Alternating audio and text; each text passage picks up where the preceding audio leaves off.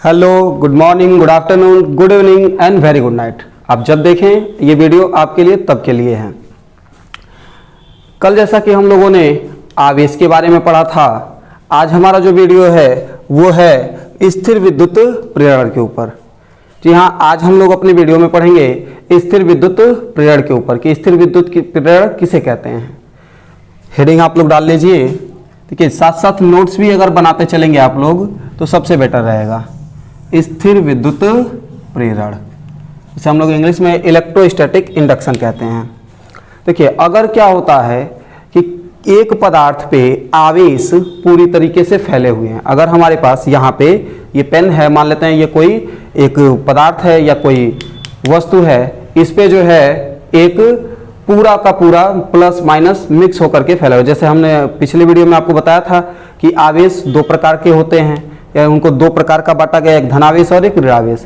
तो अगर इस पे आवेश जो है प्लस और माइनस पूरी तरीके से मिक्स्ड है और हम कोई एक आवेशित वस्तु इसके संपर्क में लाते हैं, तो इसके संपर्क में लाने समय जो ही हम इसके संपर्क में वस्तु को लाते हैं तो इसके जो आवेश हैं इनका पुनर्वितरण हो जाता है।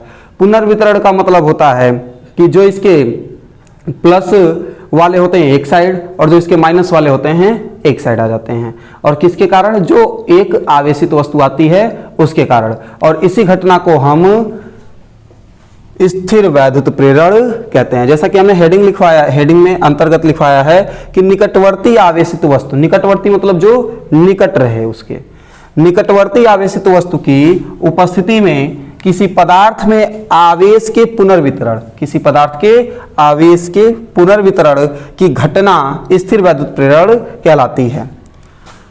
अब यहाँ पे हमने लिखा है कि स्थिर विद्युत प्रेरण कहलाती है। यहाँ पे सॉरी, हमने गलती से लिख दिया कि स्थिर विद्युत प्रेरण कहते हैं, मतलब उस घटना को स्थिर विद्युत प्रेरण कहते हैं, तो हमने लिख दिया है यहाँ पे। अब लिखा है कि स्थिर वैद्युत प्रेरण के कारण ही एक आवेशित वस्तु एक उदासीन वस्तु को अपनी ओर आकर्षित करती है। जैसा कि हमने आपको कल एग्जाम्पल बताया था, कल वाली वीडियो में, कि अगर कोई वस्तु है, ठीक, हमने एग्जाम्पल कंघी का और कागज का दिया था, या स्केल और कागज का दिया था कि स्केल हम बाल में रगड़ के और कागज की तरफ ले जाते हैं तो कागज को स्केल अपनी तरफ आकर्षित कर लेता है। जबकि ऐसे होता है कि कागज तो उदासीन होता है, क्योंकि हमने कागज को तो कहीं पे रगड़ा नहीं था, हमने घर्षण तो सिर्फ किसका किया था? स्केल किया था, स्केल लिया था और अपने बालों में ऐसे घर्षण किया था और कागज को अपनी तरफ वो खींच ले रहा था। अर्थात आवेशित तो केवल एक वस्तु हुई, आवेशित तो केवल हमारा स्केल हुआ था, अर्थात प्लास्टिक हुआ था, लेकिन उसने कागज के ऊपर बल लगाया, कागज को उसने अपनी तरफ आकर्षित किया, जबकि कागज तो उदासीन था। इसका अर्थ यह हुआ कि कागज उदासीन होते हुए भी जो ही हमने एक आवेशित वस्तु उसकी तरफ ले गए तो उसमें आवेशों का पुनर्वितरण हो गया। अर्थात इस पे जो आवेश आए थे, प्लास्टिक पे जो आवेश आया था, उसका विपरीत आवेश कागज के दूसरे सिरे पे आया और इसने विपरीत आवेश ने, हमने जैसे कि बताया था कि एक प्रकार के आवेश एक दूसरे को प्रतिकर्षित करते हैं और विपरीत प्रकार के आवेश एक दूसरे को आकर्षित करते हैं, तो उसी प्रकार से उसने कागज को अपने विपरीत आवेश की तरफ आवेशित किया और अपनी तरफ खींच लिया। जैसा कि हम आपको एक फिगर बना के दिखाना चाहते हैं कि ये हमारे पास कोई, दिख तो रहा होगा,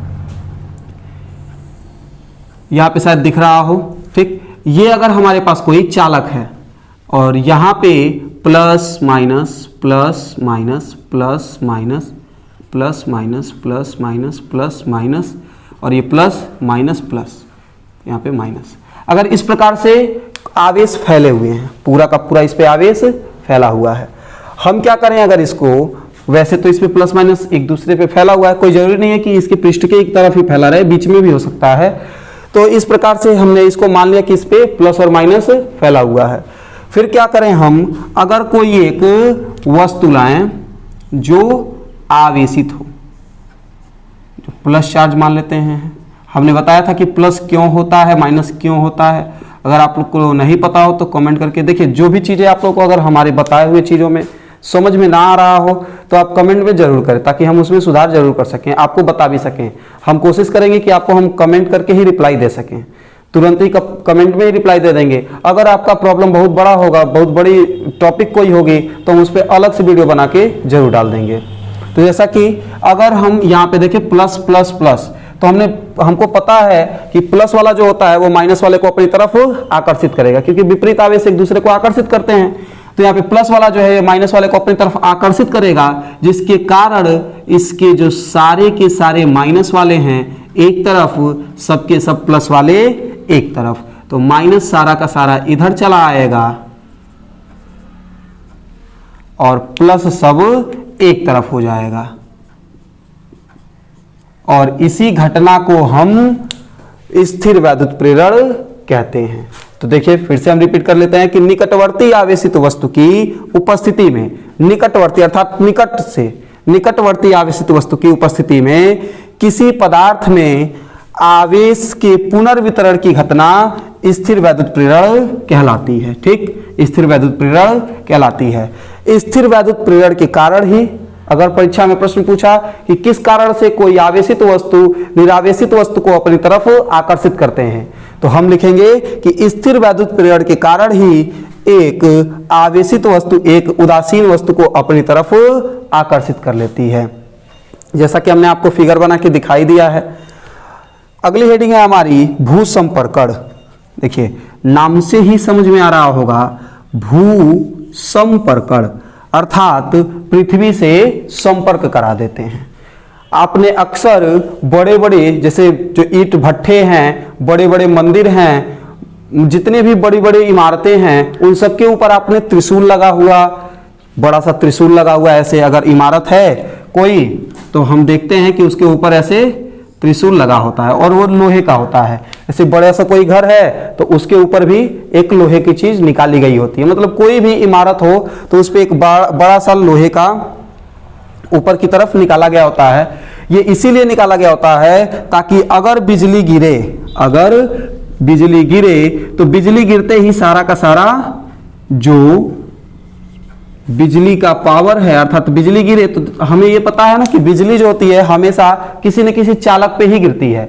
बिजली क्यों गिरती है, कैसे गिरती है, अगर आपको ये जानना है तो कमेंट करिए, हम उस पर भी एक अलग से वीडियो बना देंगे, जरूर बना देंगे। लेकिन इसमें हम उसका कुछ बेसिक जान लेते हैं कि पृथ्वी से, देखिए पृथ्वी में होता है निगेटिव चार्ज, पृथ्वी में निगेटिव चार्ज होता है और ये बादल के साथ साथ चलते रहता है। बादल अगर उधर की तरफ जा रहा है तो ये भी उधर की तरफ ही जाते रहता है।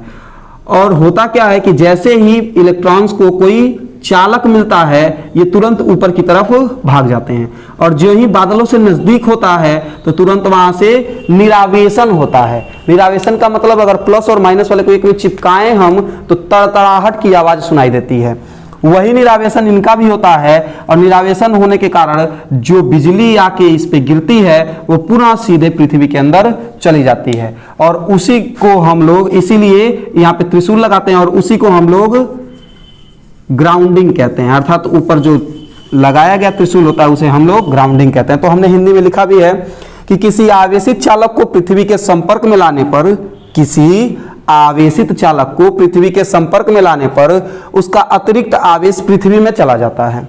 अगर हम कोई आवेशित चालक है जो पृथ्वी के संपर्क में ला दें तो तुरंत उसका जो अतिरिक्त आवेश होता है वो तुरंत पृथ्वी में चला जाएगा तथा चालक अनावेशित हो जाएगा, मतलब चालक पे कोई आवेश रह ही नहीं जाएगा, और इसी प्रक्रिया को हम भूसंपर्कण कहते हैं। भूसंपर्कण ही किया जाता है। जैसे हम लोगों के घरों में जब वायरिंग होती है तो वायरिंग में 3 तार लिए जाते हैं, 2 तार फेज के होते हैं और 1 तार अर्थिंग का होता है। अर्थिंग का तार का मतलब होता है कि जो भी एक्स्ट्रा चार्जेज जाएंगे, जो भी एक्स्ट्रा बिजली आएगी वो धीरे से पृथ्वी में चली जाएगी। अगला हमारा टॉपिक है कि वैद्युत आवेश का मात्रक एवं विमाएं। ये इंपॉर्टेंट है हम लोगों के लिए। ये जो है वैद्युत आवेश का मात्रक एवं विमाएं, इसे आप लोग याद कर लीजिएगा। बहुविकल्पीय में अक्सर करके ये पूछ देता है कि वैद्युत आवेश का मात्रक क्या है, वैद्युत आवेश की विमा क्या है उसको। तो देखिए हम लिख देते हैं कि एसआई प्रणाली में आवेश को व्युत्पन्न राशि माना गया है। व्युत्पन्न राशि, राशियां 2 प्रकार की होती हैं, एक मूल राशि होती है और एक व्युत्पन्न राशि होती है। तो देखिए जो आवेश है एसआई प्रणाली में आवेश को व्युत्पन्न राशि माना गया है तथा आवेश बराबर होता है वैद्युत धारा गुणे समय। आवेश को Q से प्रदर्शित करते हैं, वैद्युत धारा को I से और समय को T से प्रदर्शित करते हैं। ये हमारा फॉर्मूला होता है। कक्षा 10 में हम लोगों ने इस पे खूब न्यूमेरिकल लगाए हैं। इसमें भी अगर आएगा तो हम लोग इस पे न्यूमेरिकल सॉल्व करेंगे। तो आवेश Q बराबर होता है वैद्युत धारा I गुणे समय, जिसे हम लोग ऐसे भी लिख देते हैं Q बराबर I इंटू टी।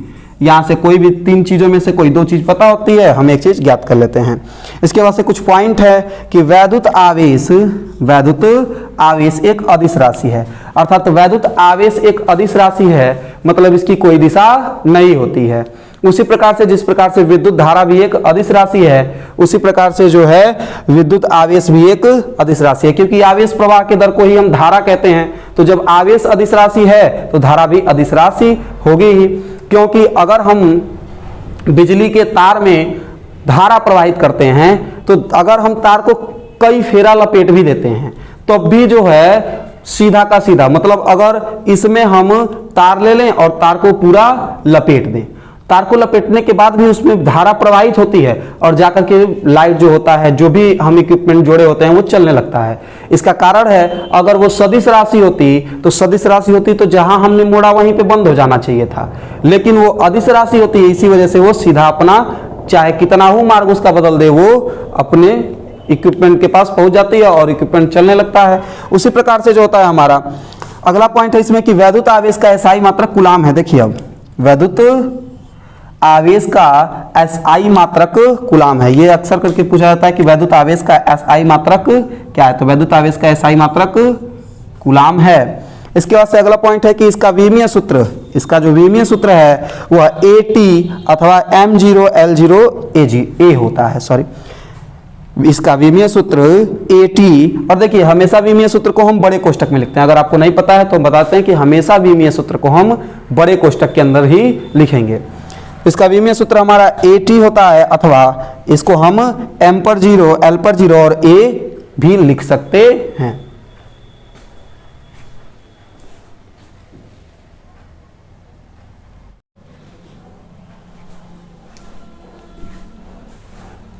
चलिए आगे बढ़ते हैं। आगे हम कुछ मात्रक या मान याद कर लेंगे, जो मान हमारे न्यूमेरिकल में बहुत ही काम आने वाले हैं। सबसे पहला मान है एक कूलाम आवेश में, मतलब एक कूलाम आवेश का मान क्या होता है। तो एक कूलाम आवेश में, एक कूलाम आवेश जो है वो बराबर होता है 1/1.6 × 10⁻⁻19 इलेक्ट्रॉनों के आवेश के। जो हमारा एक कूलाम आवेश होता है वह 1/1.6 गुणे 10⁻⁻19 इलेक्ट्रॉनों के आवेश के बराबर होता है। अर्थात एक कूलाम आवेश बराबर 6.25 गुणे 10⁻18 इलेक्ट्रॉन का आवेश होता है। इसको अगर हम डिवाइड करेंगे 1.6 से, 1.6 से हम डिवाइड करेंगे 1 को तो हमारा 6.25 आएगा। उसके बाद से 10⁻⁻19, तो 1 को ऊपर जाएगा तो 1 माइनस करेंगे हम, ये दशमलव जो है हमारा पीछे आ रहेगा, 1 दशमलव उसको देंगे, गुणा करेंगे तो 6.25 आ जाएगा और 18 इस पे से 19 घात है, -19 है ऊपर जाएगा तो +19 हो जाएगा, यानी कि 10⁻19 और दशमलव यहाँ पे पहले से 0.625 आया रहेगा, उसका जब हम गुणा करेंगे तो आ जाएगा 6.25 × 10⁻18 इलेक्ट्रॉन का आवेश। ठीक, आगे बढ़ते हैं। एक कूलाम आवेश में जो है 3 × 10⁹ ESU होता है। एक EMU में 10 कूलाम होता है। ये सभी के सभी मात्रक याद कर लीजिए, मतलब सभी के सभी मान याद कर लीजिएगा। इंपॉर्टेंट मान है ये, क्योंकि ये एक बार परीक्षा में पूछा जा चुका है कि 1 एम्पियर घंटा में कितने कूलाम होते हैं। तो 1 एम्पियर घंटा में 3600 एम्पियर सेकेंड होते हैं, इन्हें हम 3600 कूलाम कहते हैं। तो ये मान याद कर लीजिएगा आप। और 1 फैराडे में, ये भी पूछा जाने वाला क्वेश्चन है, 1 फैराडे में कितने कूलाम होते हैं। तो 1 फैराडे में 96,500 कूलाम होते हैं। 1 फैराडे में 96,500 कूलाम होते हैं। इसके बाद से हम छोटा सा ये क्वेश्चन है, इस पे एक छोटा सा न्यूमेरिकल भी पूछता है। देखिए अभी जो स्टार्ट है, स्टार्टिंग में छोटे छोटे क्वेश्चन आएंगे ही। इन छोटे छोटे क्वेश्चनों का लेकिन बहुत ही बड़ा महत्व है हमारे आने वाले जो अगले टॉपिक्स हैं। जैसे आवेश की क्वांटम प्रकृति। आवेश की क्वांटम प्रकृति का अर्थ होता है कि किसी आवेशित वस्तु अथवा कण पर, किसी आवेशित वस्तु अथवा कण पर आवेश का मान मूल आवेश मतलब इलेक्ट्रॉन पे जितना आवेश होता है उस मूल आवेश इलेक्ट्रॉन का पूर्ण गुणज होता है। इसे हम Q बराबर लिखते हैं Ne, जहां पे N बराबर नंबर ऑफ इलेक्ट्रॉन्स मतलब इलेक्ट्रॉनों की संख्या, E बराबर जो होता है इलेक्ट्रॉन पे आवेश। E का मतलब होता है मूल आवेश और इलेक्ट्रॉन पे जितना आवेश पाया जाता है उसे ही हम मूल आवेश कहते हैं। नीचे हमने लिखा हुआ भी है कि मूल आवेश किसे कहते हैं। मूल आवेश को इंग्लिश में फंडामेंटल चार्ज कहते हैं। तो मूल आवेश हेडिंग पड़ा है मूल आवेश। अगर इस हेडिंग को हम लिखना चाहें तो इसको भी लिख सकते हैं। अब इस पे हम एक न्यूमेरिकल सॉल्व करा देंगे ताकि इससे रिलेटेड क्वेश्चन अगर आए तो आपको समझ में आ जाए। मूल आवेश किसी आवेशित वस्तु, हो सकता है कि यहाँ पे थोड़ा सा चमक आ रहा हो आपको, तो इसलिए हम पहले ही यहाँ पे बता देते हैं। यहाँ पे लिखा गया है कि अथवा कण पर आवेश का मान, यहाँ पे वही लिखा गया है। यहाँ पे n बराबर 1 2 3 मतलब इलेक्ट्रॉनों की संख्या कितनी भी हो सकती है, वही है 1 2 3। ठीक। मूल आवेश किसी आवेशित वस्तु अथवा कण पर, आवेशित वस्तु पे अथवा कण पे, किसी आवेशित वस्तु अथवा कण पर आवेश के न्यूनतम संभव मान का परिमाण, आवेश के न्यूनतम अर्थात कितना कम से कम मान हो सकता है उसे ही मान को हम न्यूनतम कहते हैं। न्यूनतम संभव मान का परिमाण इलेक्ट्रॉन होता है, इसे मूल आवेश कहते हैं। जो पीछे वाला स्क्रीनशॉट था उस पे हम नंबर डालना भूल गए थे, वो स्क्रीनशॉट जो था वो 3 था, ये स्क्रीनशॉट 4 है। इसका भी आप लोग स्क्रीनशॉट ले लीजिएगा। और थोड़ा आप लोगों को याद दिला देते हैं कि अगर आप चैनल पर नए हो तो चैनल को सब्सक्राइब भी जरूर कर लें, वीडियो को लाइक भी किया करें। अगर आपको बस वीडियो पसंद आ रही हो तभी लाइक करें, अगर वीडियो पसंद ना आ रही हो तो डिसलाइक भी कर दिया करें, इसमें कोई भी पाबंदी नहीं है।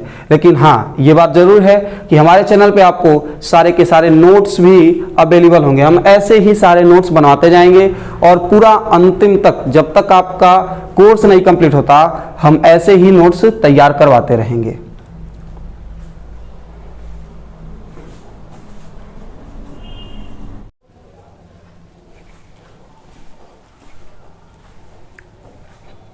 देखिए प्रश्न जो है लिखा जा चुका है पीछे। प्रश्न क्या है कि प्रश्न इसलिए पहले लिख दिए हैं ताकि आपको जो है, नोट्स भी हम पहले पीछे लिख देते हैं ताकि आपको जो है समय, हमारी वीडियो ज़्यादा लेंदी ना हो, वीडियो ज़्यादा लंबा हम नहीं चाहते हैं कि हो, ताकि हम लिखेंगे तो भी टाइम लगेगा, फिर आप वीडियो में देखेंगे लिख रहे हैं तो टाइम ज़्यादा वेस्ट होगा। इसलिए हम पहले ही जो नोट्स वगैरह होते हैं पहले नोट डाउन कर देते हैं। न्यूमेरिकल है, प्रश्न हमने लिख दिया है, सॉल्विंग हम करा रहे हैं। देखिए सबसे पहले लिखा है कि किसी चालक पर 500 इलेक्ट्रॉन की अधिकता है। ठीक, किसी चालक पर, चालक मीन्स कोई धातु हो सकता है, लोहे का, ठीक, मतलब कोई भी धातु हो सकता है। उस धातु पे मतलब उस चालक पे, चालक हमने चालक की परिभाषा लिखवाई थी जिसमें आवेश का प्रवाह आसानी से हो सके। तो कहा किसी चालक पर 500 इलेक्ट्रॉन की अधिकता है, चालक पर आवेश का मान तथा प्रकृति बताइए। अब सबसे पहली बात कि कहा क्या है कि 500 इलेक्ट्रॉन की अधिकता है, और जैसे ही हमें यह बात कहा कि 500 इलेक्ट्रॉन की अधिकता है, हमारे दिमाग में तुरंत कुछ मतलब ये बात आई कि अधिकता होगी, इसका मतलब है कि जो चालक है वो ऋणावेशित होगा, क्योंकि हमें तुरंत याद आएगा आवेशन का इलेक्ट्रॉन सिद्धांत। ठीक, कि अगर इलेक्ट्रॉन की अधिकता है तो कोई वस्तु या चालक जो है वह ऋणावेशित होता है, अगर किसी पे इलेक्ट्रॉन की कमी है तो वो धनावेशित होता है। तो प्रकृति तो पहले ही हमने देख लिया कि अगर अधिकता है तो ये ऋणात्मक होगा, मतलब ऋणावेशित होगा, क्योंकि यहाँ पे लिखा है कि किसी चालक पर 500 इलेक्ट्रॉन की अधिकता है। अधिकता है इसका मतलब है कि वो ऋणावेशित है। और चालक पर आवेश का मान तथा प्रकृति बताइए। तो सबसे पहले हल लिखेंगे, हम हल लिख के और लिखेंगे हम जानते हैं, हम जानते हैं। सीबीएसई वाले लिखते हैं वी नो दैट, सीबीएसई वाले लोग ये लिखते हैं वी नो दैट, बट हम लोग तो यूपी बोर्ड वाले हैं तो हम लोग तो भोजपुरी में भी लिख सकते हैं कि हम जानत बाटी, लेकिन हम लिखेंगे हम जानते हैं। तो हम क्या जानते हैं, हम जानते हैं कि जो Q बराबर होता है Ne होता है, पता है ना। अभी तो हम लोगों ने पीछे लिखा कि Q बराबर Ne, जहां N जो है नंबर ऑफ इलेक्ट्रॉन है, E जो है 1.6 × 10⁻⁻⁹ है। हम लिखेंगे प्रश्नानुसार, प्रश्नानुसार, ठीक, प्रश्नानुसार हम जो प्रश्न में दिया है पहले तो वो लिखते हैं, तो एक ही चीज तो प्रश्न में दिया है। प्रश्नानुसार 500 इलेक्ट्रॉन की अधिकता है, ठीक। यानी कि इसलिए n बराबर हो जाएगा 500। कोई दिक्कत तो है नहीं। हम ये भी जानते हैं कि E बराबर होता है 1.6 गुणे 10 की घाते -19 कूलाम। और जो नहीं जानते हैं वो याद कर लो भाई। कब याद करोगे? इलेक्ट्रॉन का आवेश। इलेक्ट्रॉन का जो आवेश होता है 1.6 गुणे 10 की घाते -19 कूलाम होता है।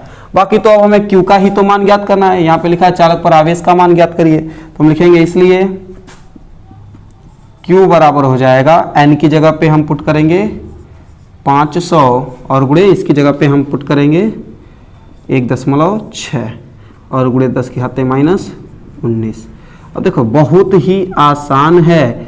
500 को हम ये बताओ, देखो एक एक स्टेप हम बताएंगे और इस स्टेप में भी इतना बताने के बाद भी अगर कहीं पे दिक्कत हो कि सर इसके आगे आपने कैसे कर दिया, तो कमेंट जरूर कर दें, हम आगे बता देंगे आपको। 5 गुणे और यहाँ पे 500 है ना, तो इसे हम 100 लिख सकते हैं और 100 को 10 के घाते 2 भी लिखा जा सकता है, क्योंकि 10 के घाते 2 का मतलब होता है, देखिए स्क्रीनशॉट नंबर 5, 10 के घाते 2 का मतलब होता है 10 गुणे 10, यानी कि 10 दूनी 10 दहा में 100, वही चीज है। गुणे 1.6, ठीक है, और गुणे यहाँ पे 10 की घाते -19। अब 1 दशमलव है ना, देखिए यहाँ पे है 1 दशमलव। अब इसका जब हम गुणा करेंगे तो गुणा भी हम करके यहाँ पे आपको दिखा दे रहे हैं। वीडियो थोड़ी सी लंबी जरूर हो जाएगी, 2 सेकंड का टाइम लगेगा, लेकिन दिखा दे रहे हैं क्योंकि कुछ लोग ऐसे होते हैं जिन्हें गुणा भी करने नहीं आता है। तो देखिए यहाँ पे 16 25 80 और एक संख्या पे दशमलव, तो एक संख्या पे दशमलव, यानी कि ये हो जाएगा 8.0 गुणे 10 के घाते +2 है और ये -19। ध्यान दीजिएगा कि जब आधार बराबर होते हैं तो घाते जुड़ जाती हैं। जब आधार बराबर होते हैं तो घाते जुड़ जाते हैं। यहाँ पे आधार दोनों का दोनों क्या है? 10 है, तो यानी कि आधार बराबर है और घाते जुड़ेंगी, तो -19 में +2 जब जुड़ेगा तो हमारे पास 10 के घाते -17 आ जाएगा और यही हमारा आंसर होगा। तो इसको नोट कर लीजिएगा। आप लोग नोट कर रहे हैं, स्क्रीनशॉट ले लीजिए। स्क्रीनशॉट नंबर 5 हमने दे दिया है।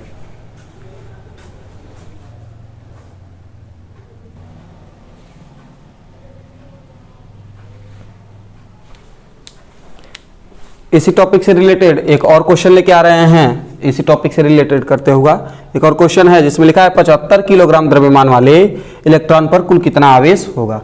और क्वेश्चन दिख रहा ही होगा, लिखा है कि 75 ग्राम। अगर थोड़ी वीडियो में अगर आपको कुछ भी दिक्कत लग रही हो तो वो भी बताएं कि सर हमें इस वीडियो में इस जगह पे थोड़ी दिक्कत है, तो हम उसको सॉल्व करने की कोशिश करेंगे।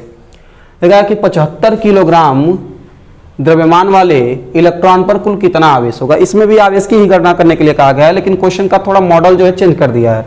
इसमें कहा है कि 75 किलोग्राम द्रव्यमान वाले इलेक्ट्रॉन पर कुल कितना आवेश होगा। तो सबसे पहले तो हमें इलेक्ट्रॉनों की संख्या ही नहीं पता है। अब इलेक्ट्रॉनों की संख्या ज्ञात करेंगे तो पहले तो हम देखेंगे कुल द्रव्यमान इसका दे दिया है 75 किलोग्राम। अब जैसे अगर हम बात करें कि एक बॉक्स है जिस बॉक्स में बिस्किट के डिब्बे रखे गए हैं, ठीक, एक बॉक्स है, बिस्किट के डिब्बे रखे गए हैं और बिस्किट के एक डिब्बे का वजन 5 किलोग्राम है और उस टोटल डिब्बे का जो वजन है वो 30 किलोग्राम है। तब बताइए कि उसमें कुल कितने पैकेट रखे जा सकते हैं। तो हम 6 से 30 में भाग देंगे, 5 आ जाएगा। और अगर 5 एक पैकेट का द्रव्यमान जो है 5 किलोग्राम है तो 5 6 के 30 हो जाएगा। उसी प्रकार से यहाँ पे जो है टोटल द्रव्यमान हमें दिया है और हम इलेक्ट्रॉनों की संख्या ज्ञात करेंगे। हल लिखेंगे और यहाँ पे लिखेंगे इलेक्ट्रॉनों की संख्या। इलेक्ट्रॉनों की संख्या n बराबर हो जाएगा, जो कुल द्रव्यमान है 75 बटे, हमें किलोग्राम में ही इलेक्ट्रॉन का द्रव्यमान पता है 9.1 गुणे 10 के घाते -31 होता है। तो ये हमें मिल गया इलेक्ट्रॉनों की संख्या, ठीक। और E का मान हमें पता है कि होता है 1.6 गुणे 10 के घाते -19, ठीक। अब जब ये हमें पता है हम क्या करते हैं, लिखेंगे इसलिए Q बराबर होता है N × E। तो क्यू ही तो हमें ज्ञात करना है। एन की वैल्यू है 75 और 0.0 लिखा है, तो मतलब कोई नहीं है लेकिन लिख लेते हैं, नहीं तो कुछ बच्चे कंफ्यूज आते सर आप क्यों नहीं लिखे हैं। तो 75.0 गुणे बटे यहाँ पे 9.1 गुणे 10 के घाते -31, ठीक है, और गुणे ई का मान है 1.6 गुणे 10 के घाते -19, ठीक। इसको आगे सॉल्व करते हैं। अब 75 तो 75 ही रहेगा, गुणे 1.6 आ जाएगा यहाँ पे, गुणे 10 के घाते -19, और 10 के घाते 31 को भी ऊपर ले जाएंगे तो 10 घाते -31 है, यहाँ पे +31 हो जाएगा, और हो जाएगा ये 9.1। अब यहाँ पे 9.1 यहाँ पे 1.6, 10 का ऊपर नीचे गुणा करेंगे ये 91 हो जाएगा, और ये 91 हो जाएगा, और ये 16 हो जाएगा। तो हो जाएगा हमारे पास 75 गुणे 16 गुणे 10 के घाते 31 में से 19 घटाएंगे, देखिए वो भी घटा के दिखा देते हैं। 31 में से 19 पहले घटाएंगे, हम गुणा भी करके आप लोगों को दिखाएंगे ये, क्योंकि ये जो है इस क्लास की लास्ट न्यूमेरिकल है, मतलब ये अंतिम चल रहा है, तो घटाना भी करके दिखा देते हैं। तो 11 में से 9 गया 2, बचेगा ना, यहाँ से 1 लिया, देखिए छोटे बच्चों की तरह सिखा रहे हैं कि यहाँ से 1 हासिल लिया, ये हो गया 11 में से 9 गया 2, यहाँ पे हो जाएगा 2 में से 1 गया 1, तो हो जाएगा 10 के घाते 12। कोई प्रॉब्लम तो होनी ही नहीं चाहिए बिल्कुल भी, ठीक। अब यहाँ पे हो गया हमारे पास 10 के घाते 12, 19 में से ये मतलब 31 में से 11 गया तो इसके घाते -12, और यहाँ पे हो जाएगा 91, क्योंकि हमने 10 का ऊपर भी गुणा किया, 10 का नीचे भी, तो दशमलव दोनों से हट गए। अब 75 का 16 में गुणा करेंगे और 91 से भाग देंगे, ये भी करके दिखा देते हैं। 75 में गुणा करेंगे 16 का, तो 6 × 30, 3 हासिल, 6 × 7 42 और 3 45, फिर 75 × 1 75 और 0 5 5 10, हाथ में 1, 7 4 11 1 12, यानी आएगा 1200। तो यहाँ पे लिख देते हैं, शायद दिखाई दे रहा हो, 1200 गुणे 10 के घाते 12 और बटे 91। अब हम इसको जो है डिवाइड करेंगे, ठीक, इसको जो है डिवाइड करेंगे 1200 को 91 से। इसका डिवाइजन बहुत लंबा जा रहा है, इसलिए हम इसको डिवाइड कैलकुलेट जो हमने कर चुके हैं उसका आंसर हम लिख देते हैं। आंसर है 1.318। देखिए आंसर हम पहले ये सॉल्व कर चुके हैं, 1.38, ठीक, 1.318, और उसके बाद से आ जाएगा हमारा 31868 मल्टीप्लाई 10⁻13।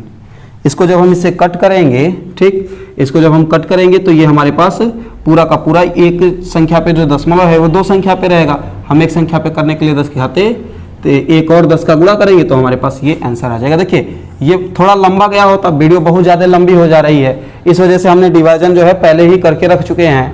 और आगे आपको अगर कोई भी न्यूमेरिकल ना है तो आप हमको इसी ईमेल आईडी पे मेल भी कर सकते हैं, कमेंट कर दीजिए। हम आपको जो भी क्वेश्चन आपको हो, इससे रिलेटेड हो चाहे अदर क्वेश्चन भी हो, तो आप कमेंट करके जरूर बता दीजिए कि सर ये क्वेश्चन हमें नहीं आ रहा है, ये क्वेश्चन का आप आंसर हमें बता दीजिए, तो हम तुरंत उस क्वेश्चन को सॉल्व करके आपको सेंड कर देंगे।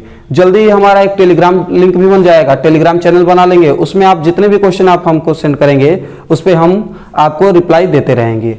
बाकी अगर आप मेल करने के एबल हो तो आप हमें मेल कर देंगे, हम तुरंत आप उसको उसका रिप्लाई दे देंगे।